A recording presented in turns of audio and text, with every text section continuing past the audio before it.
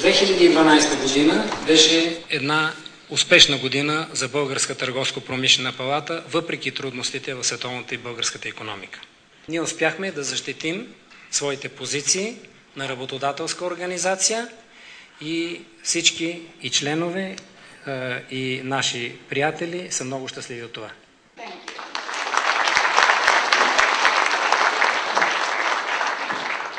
С бронзова статуетка Хермес и грамота Българската търговско-промишлена палата награждава Станчо Колев ЕООД град Габрово.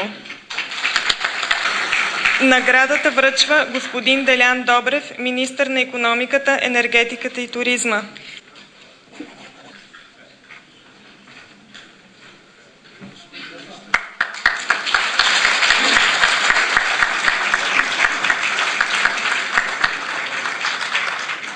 Здравейте всички! Благодаря на палатата, че организира това събитие. То е много важно. Важно е да показваме добрите примери в трудното време, в което живеем. Честитя на господин Станчо Колев, честитя на всички останали, които тази вечер ще получат награди, защото те са много по-ценни, отколкото награда през 2007 или 2008, например, когато икономиката беше в друго състояние. Благодаря.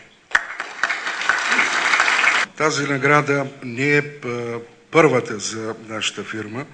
Ние сме получавали няколко такива сериозни отличия и по този случай искам да благодаря на Българската търговско-промишлена палата, че организира тази класация, която е ориентир за нас, къде се намираме в икономическата среда.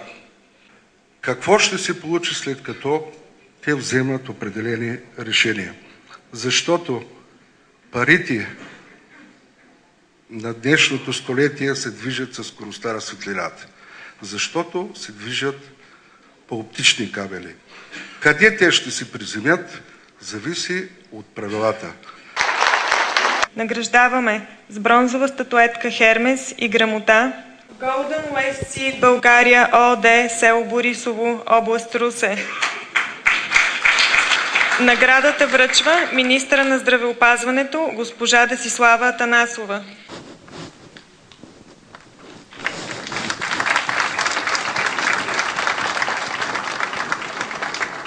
В Северозападен район за планиране с плакет и грамота Българската търговско-промишлена палата награждава Агрикола България АД град Плевен. Наградата връчва господин Цветан Симеонов, председател на палатата. The award will be presented by Mr. Zvetan Simyonov, the President of the Chamber.